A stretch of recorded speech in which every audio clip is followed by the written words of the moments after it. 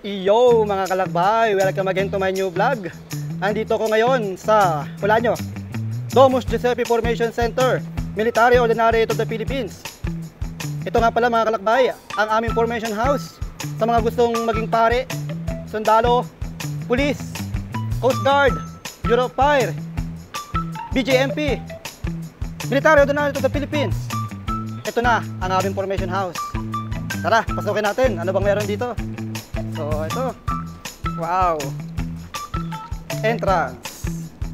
Oh. Basta natin. Kulag ako, aircon ah. Wow, welcome mga kalakbay. So, ito. Ang linis. Wow. Alright. Welcome tayo dito mga kalakbay. St. Ignatius. Alright. You see? Domus Giuseppe Formation Center. Located dyan mga kalakbay dito sa loob ng Villamor Air Base.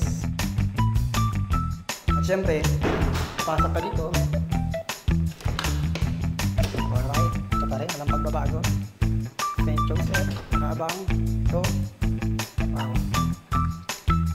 See? Hello mga kalakbay. Ito pa rin ang salamin, matagal na to. Oh, wala kasing tao sa linggo. Ito, wow. Napakaganda mga kalakbay. Oh. Vision. Domus Giuseppe Formation Center Vision. We envision DGFC as a holistic and Christ-centered formation house of the military ordinariate with collaboration, coordination, camaraderie, and discipline. Mission: to serve the church and the country, especially the spiritual needs of the men and women in the uniformed services and their dependents, to form future chaplains with Christ values patterned from the heart of the Good Shepherd, to be involved in MOP programs and apostolate, to be formed as compassionate shepherd in the MOP. Core values: of course, service, compassion, discipline. Wow!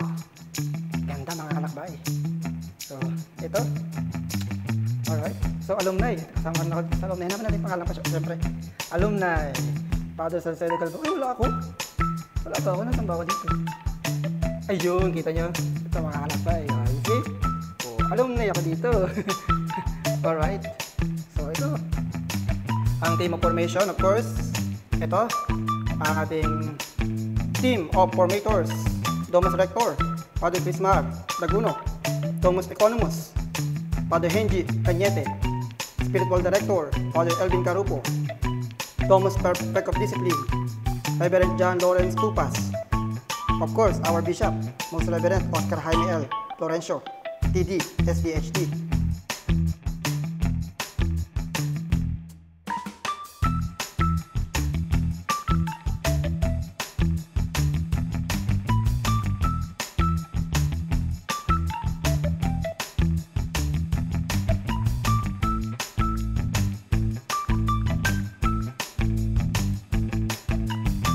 Ito, may TV. Pwede kayo manood ng TV dyan. Oh. Pwede kayo mag-videoke.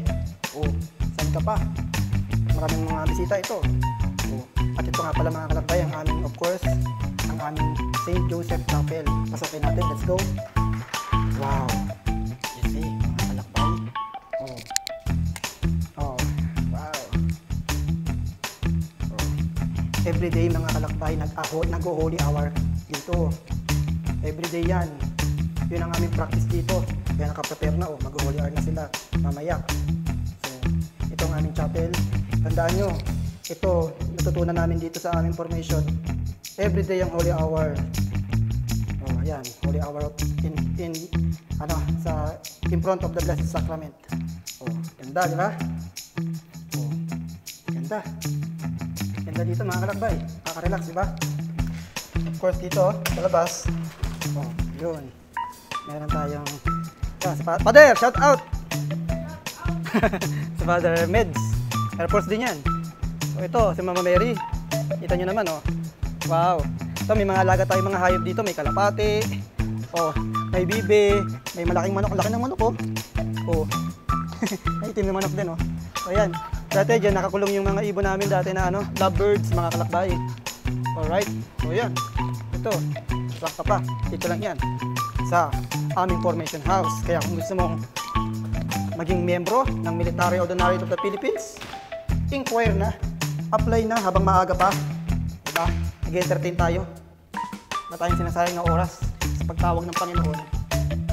Hindi natin masabi kung kailan. Kaya kung hindi ka magsisimula, hindi ka tapos, di ba? Kaya simulan mo na ngayon. See? Dito pa, wala nang cut-cut yan, mga kalakbay. Ayaw ko rin. Dito tayo. Alright. Dining. Ayos, you see? Ito na pala ang dining, ganda, you see? Yung sa, doon sa kabila, parang may bisita lang, pero pag dito na kain na, ganda, di ba? Pwede ka, ang pagkain dito, ito lang, tensyon na kayo sa pagkain, ha? Ito, mga andyan lang, kasi hindi man problema ang pagkain.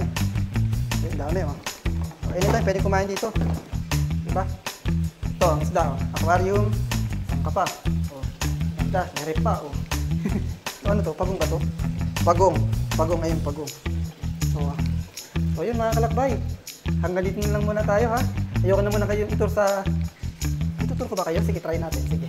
Para tour ko kayo sa taas. Itong taas yung dormitory. Dormitory ng mga seminarista. So dito kami. Akit tayo dyan. Para maging familiar kayo kung kayo ay ito, of course, Sacred Heart.